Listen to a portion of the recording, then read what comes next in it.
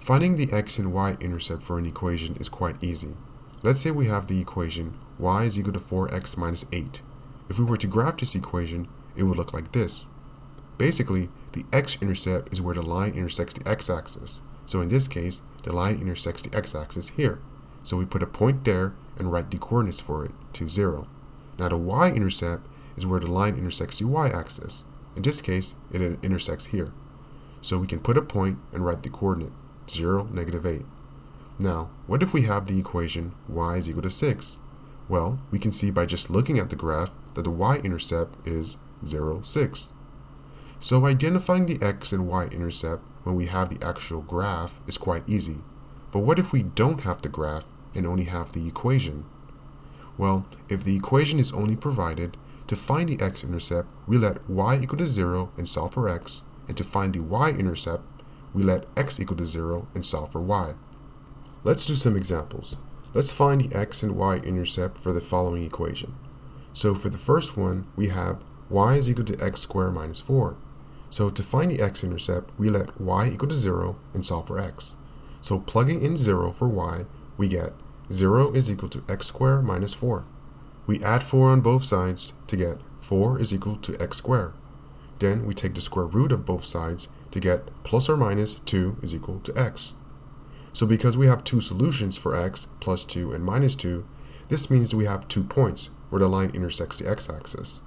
The coordinates of the points are 2, 0 and negative 2, 0. Now, to find the y-intercept, we let x equal 0 and solve for y. Plugging in 0 for x, we get y is equal to 0 minus 4, or y is equal to negative 4. This means that the line intersects the y-axis at point 0, negative 4. Let's do one more example. X squared plus y squared is equal to 25. To find the x-intercept, we let y equal 0 and solve for x. So plugging in 0 for y, we get x squared plus 0 is equal to 25. That's equivalent to x squared is equal to 25. So when we take the square root of both sides, we get x is equal to plus or minus 5. So the x-intercepts are 5, 0 and negative 5, 0. Now to find the y-intercept, we plug in 0 for x and solve for y.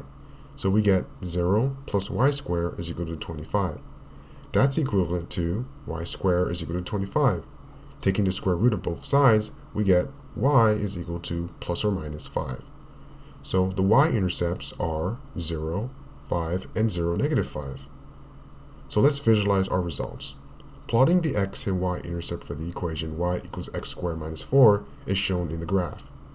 When we graph the equation, we can see that the x and y-intercepts are indeed points where the parabola intersects the x and y-axis. Now plotting the x and y-intercepts for the equation x squared plus y squared is shown on the graph. When we graph the equation, we can see that the x and y-intercepts is indeed points where the circle intersects the x and y-axis. Thanks for watching.